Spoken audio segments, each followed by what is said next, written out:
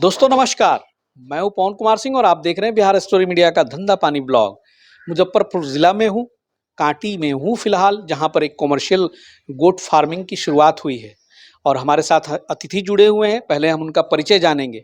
Sir नमस्कार, आप Bihar story की स्क्रीन पे हैं। नमस्कार आप सभी को। सर आपका शुभ नाम क्या हुआ? शौकत अली। शौकत अली जी, ये जो गोट फार्मिंग आपने शुरू कर रखी है, ये कितने दिनों से है? ये पिछले 2 साल से। 2 साल से आप कर रहे हैं? जी। उसके पहले सर आपकी लाइफ कैसे चल रही थी, क्या कर रहे और थे? मेरा इसके साथ में है ना एक फुटवियर का दुकान है, चप्पल जूते का। अच्छा। और पंजाब नेशनल बैंक का मिनी ब्रांच चलाता हूँ, सीएसपी। अच्छा, जी। वो रहते हुए फिर बाद में आपने इसमें स्विच किया, इसमें गोट स्विच फार्मिंग किया में। जी। तो क्या वजह रही? वजह रही कि हमको इंटरेस्ट था कि बकरी फार्म करना है, इसमें काफी ग्रोथ होता है और साइड इनकम होना चाहिए। अच्छा। इतनी महंगाई है, बच्चे लोग का भविष्य है, पढ़ाई लिखाई खर्चा ज्यादा है, तो काम भी ज्यादा करना होगा।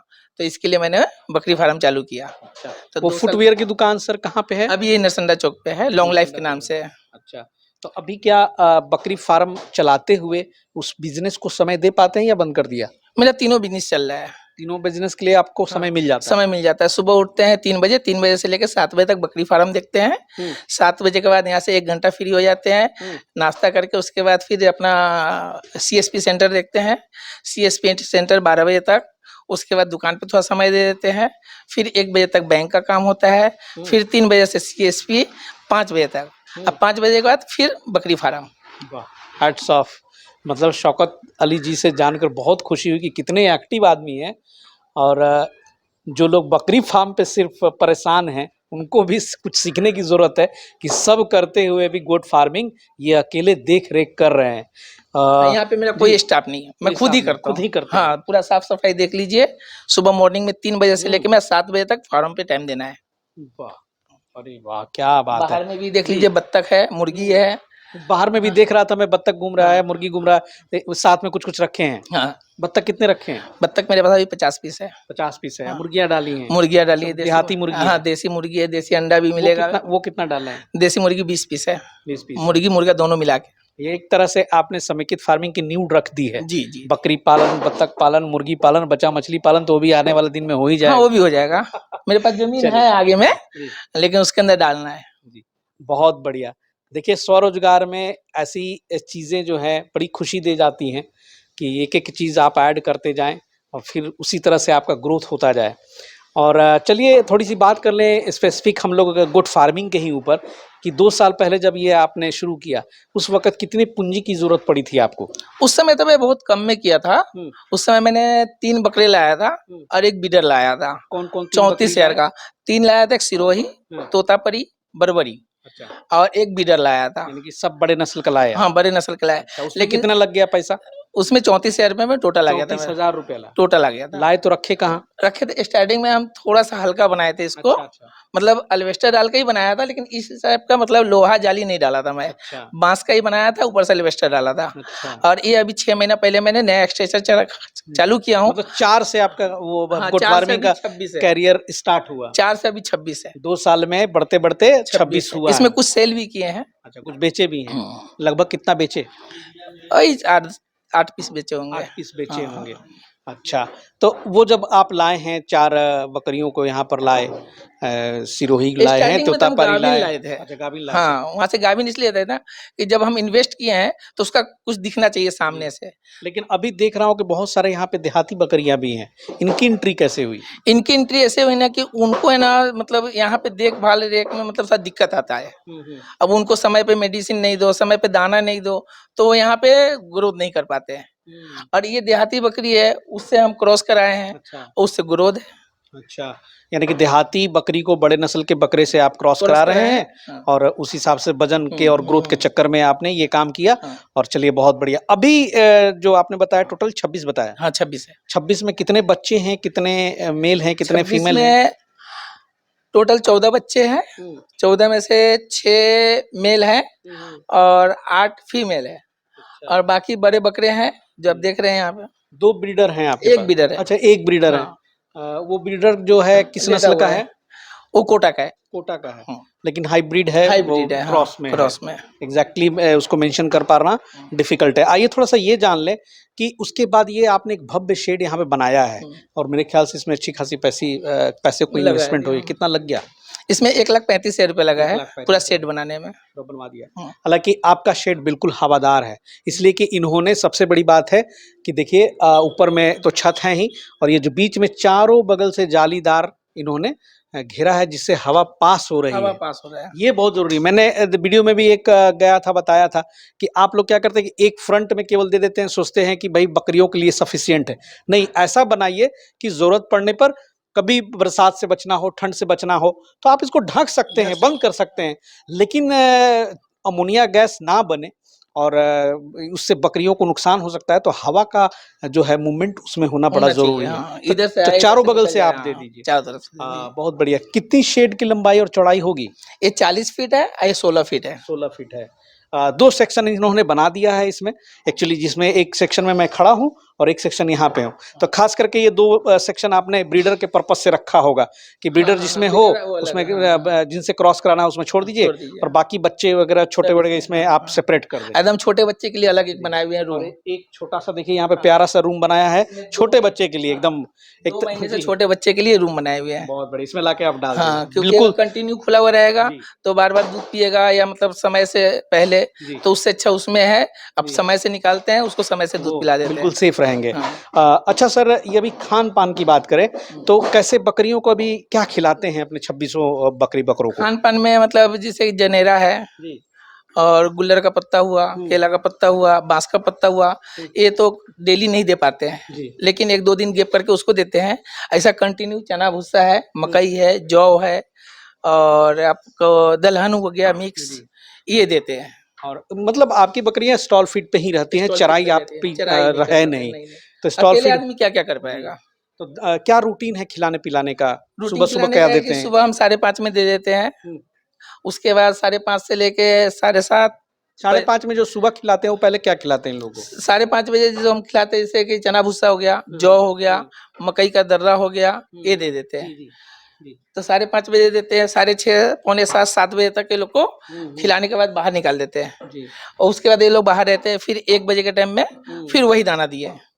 फिर शाम हुआ 5 बजे तो हरा चारा किधर से काट के लाए, वो थोड़ा बहुत दे दिए। चलिए सर के पास मैं आया था चूँकि सुधीर सर से संपर्क इनका हुआ था और सुधीर सर को इन्होंने इनवाइट किया था। इस बहाने मैं भी आ गया कि भाई सुधीर सर से बहुत जी, दिनों से संपर्क में था, जी। लेकिन वीडियो सुधीर सर देखा का था इधर आना नहीं हो रहा था। उनका ही वीडियो देख के मेरे को इंटरेस्ट हुआ कि बकरी फार्म करना चाहिए। अच्छा चलिए। हाँ। तो थोड़ा-सा सुधीर सर से भी हम राय ज़रूर जानना चाहेंगे कि यहाँ पर आके जब फार्म को उन्होंने विज़िट किया है, तो क्या कमियाँ देखी, क्या खूबियाँ देखी?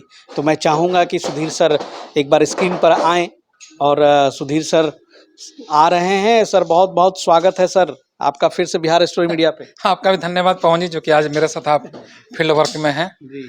और फील्ड वर्क में जब चलते हैं तो आपका भी साथ मिल जाता है, हमको भी आराम मिल जाता है कि आपका गाड़ी रहता है। अच्छा। जी। देखिए, आराम थोड़ा-सा महसूस होता है, नहीं तो जब पहले हम फील्ड वर्क अकेले किया करते थे, तो एक दिन में ज़्यादा किसान से नहीं मिल पाते थे। और ज़ाहिर-सी बात है, समय ज़्यादा लगता था। जी। और अब है कि कम समय में ज़्यादा लोगों से मिल पाते हैं। और घूमने का मेन रीज़न ये भी एक होता है, घूमना ज़रूरी भी है, किसान के यहाँ जाना ज़रूरी भी है। जो हम ट्रेनिंग देते हैं, तो अपना एक उत्तरदायित्व समझते हैं कि ट्रेनिंग दे रहे हैं तो कुछ किसान के यहाँ भी जाना है, और ख़ासकर जो हमसे ट्रेनिंग लिए हुए हैं, उनके यहाँ भी जाना अपने को ज़रूरी समझते हैं। इसलिए फील्ड वर्क करते रहते हैं और उसमें आपका सहयोग मिलता है, इसलिए पुनः धन्यवाद आपको। जी, बहुत-बहुत धन्यवाद सर। और अलग-अलग अनुभव, अलग-अलग एक्सपीरियंसेस जब सामने आते हैं, तो मुझे भी बहुत अच्छा लगता है कि उससे व्यूअर्स को काफ़ी नॉलेज मिलता है।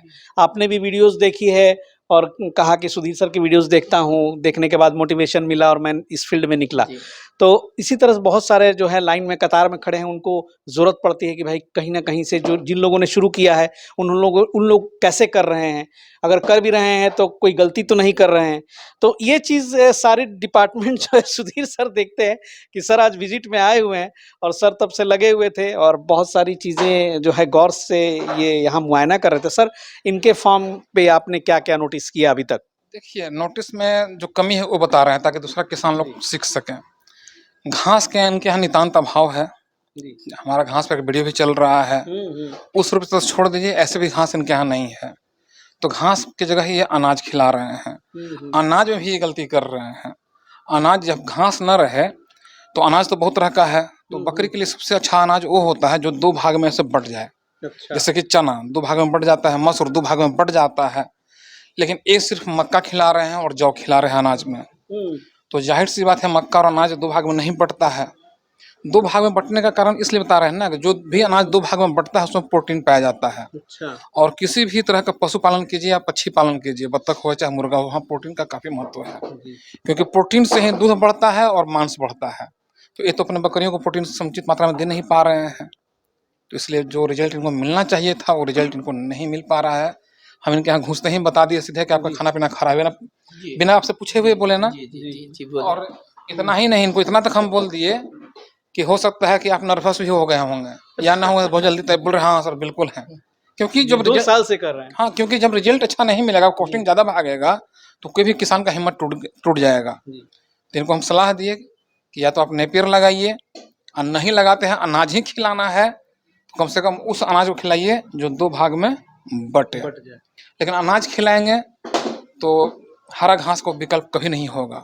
ठीक है, क्षणिक फायदा बुझाएगा, लेकिन लंबा समय फार्मिंग करेंगे तो फिर रिपीट ब्रीडिंग की समस्या ये सब आना इनके यहाँ शुरू हो जाएगा। जैसे कि आजकल गांव में जो लोग गाय को भैंस को घास कम दे रहे हैं, अनाज ज़्यादा दे रहे हैं, तो ये समस्या काफ़ी आ रहा है रिपीट ब्रीडिंग वाला। जो बातें सर इन्होंने बताई अभी और बड़े ही सरल अंदाज में सुधीर सर बताते हैं। देखिए, एक बार पहले भी सर ने बताया था कि पत्ते कैसे ऐसे उसको फाड़ के देखिएगा, सीधा फटे तो ऐसा होगा, टेढ़ा फटे तो ऐसा होगा। और आज पहली बार मैं सुना हूँ कि भाई अनाज में जो 2 भाग में बट जाए। तो ये सब जो टिप्स बड़े साधारण टिप्स हैं और बहुत ही कीमती समय भी रहता है सर का। तो मैं चाहूंगा कि जो सर आज बोल रहे हैं उस पर आप जरूर अमल कीजिए, उसी को फॉलो करेंगे। इसलिए ना सर को बार बार हम बोल लेते सर एक बार आइए, मौका दीजिए इधर आने का, आपसे मिलने का, कुछ सीखने को मिलेगा। अब फोन पे सर से हम कितना चीज पूछेंगे। देखिए, वास्तव में जब हम लोग घूमते हैं ना, तो घूमते हैं तो कौन किसान कहाँ गलती कर रहा, हो सकता है एक गलती की वजह से आपका फार्म बंदी के गार पर चला जाए, वही गलती पकड़ लेते हैं, थोड़ा सा बता देते हैं, यदि क्लिक कर जाएंगे तो फिर से मेरा नाम जरूर लेंगे। यही हम करते हैं, फॉलो करेंगे सर, जब किए हैं तो फॉलो करेंगे। और ताज्जुब है रखेंगे कि सर फिर नेक्स्ट टाइम आए मेरे यहाँ, 1 महीने के बाद ही आए, 1 महीने के अंदर इनको कुछ तो रिजल्ट दिखेगा। बिल्कुल, जो सर ने बताया है अगर आप करेंगे तो रिजल्ट दिखेगा ही दिखेगा। ये तो 1 महीना बता रहे हैं ना, इनको हम बोले हैं कि आप जो हम बताए हैं खाली 15 दिन करके देखिए, 15 दिन में बकरियों में रौनक बदल जाएगा।